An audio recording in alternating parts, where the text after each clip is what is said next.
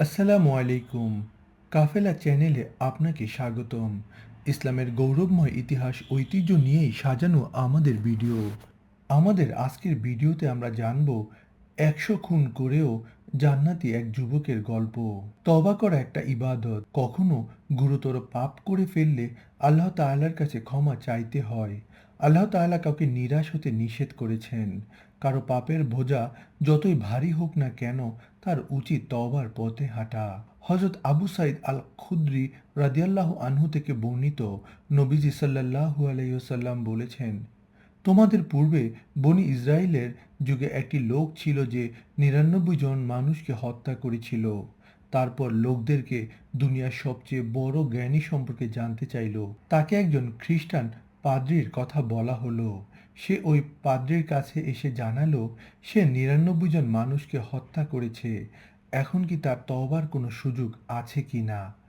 পাদ্রী জানালো না, নেই। সুতরাং সে রাগান্বিত হয়ে তাকেও হত্যা করে হত্যার সংখ্যা ১০০ পূরণ করল। পুনরায় সে দুনিয়ার সবচেয়ে বড় জ্ঞানী সম্পর্কে জিজ্ঞেস করল। এবারও তাকে এক জ্ঞানীর খোঁজ দেওয়া হলো। সে ওই জ্ঞানী ব্যক্তির নিকটে এসে জানালো যে সে ১০০ মানুষ হত্যা করেছে। সুতরাং তার কি তওবার কোনো সুযোগ আছে? জ্ঞানী ব্যক্তি বলল, হ্যাঁ আছে তো। তোমার ও তওবার মধ্যে কে বাধা সৃষ্টি করবে? তুমি অমুক স্থানে চলে যাও। সেখানে কিছু এমন লোক আছে যারা আল্লাহর তাআলার ইবাদত করে। তুমিও তাদের সাথে আল্লাহর ইবাদত করো আর তোমার নিজ আবাস স্থলে ফিরে যেও না, কেননা ওই স্থান পাপের স্থান। ওই ব্যক্তি সেই স্থানের দিকে যেতে আরম্ভ করলো। যখন সে মধ্য রাস্তায় পৌঁছল তখন তার মৃত্যু এসে গেল। তার দেহ থেকে আত্মা বের করার জন্য রহমত ও আযাবের উভয় প্রকার ফেরেশতা উপস্থিত হলেন। ফেরেশতাদের মধ্যে তর্ক বিতর্ক আরম্ভ হলো। রহমতের ফেরেশতাগণ বললেন, এই ব্যক্তি তওবা করতে এসেছিল এবং পূর্ণ আন্তরিকতার সাথে আল্লাহর দিকে তার আগমন ঘটেছে।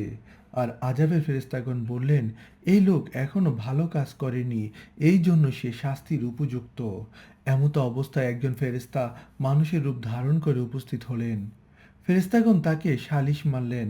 তিনি ফয়সালা দিলেন যে তোমরা দুই স্থানে দূরত্ব মেপে দেখো। অর্থাৎ এই লোক যে স্থান থেকে এসেছে সেখান থেকে এই স্থানের দূরত্ব এবং সে যে দেশে যাচ্ছিল তার দূরত্ব, এই দুই স্থানের মধ্যে সে যার দিকে বেশি নিকটবর্তী হবে সে তারই অন্তর্ভুক্ত হবে। অতএব তারা দূরত্ব মাপলেন এবং যে স্থানে সে যাওয়ার ইচ্ছা করেছিল সেই স্থানকে বেশি নিকটবর্তী পেলেন। সুতরাং রহমতের ফেরেশতাগণ তার জান কবজ করলেন। অন্য আরেকটি বর্ণনায় এমন এসেছে যে আল্লাহ তাআলা ওই স্থানকে নির্দেশ করলেন যে সে যেন দূরে সরে যায় এবং সৎ কর্মশীলদের স্থানকে আদেশ করলেন যে তুমি নিকটবর্তী হয়ে যাও। তারপর বললেন, তোমরা এই দুইয়ের দূরত্ব মাপো। সুতরাং তাকে সৎ কর্মশীলদের স্থানের দিকে এক বিকট বেশি নিকটবর্তী পেলেন, যার ফলে তাকে ক্ষমা করে দেওয়া হলো। মহান আল্লাহ তাআলা আমাদের সকল গুনাহ ক্ষমা করে দিন।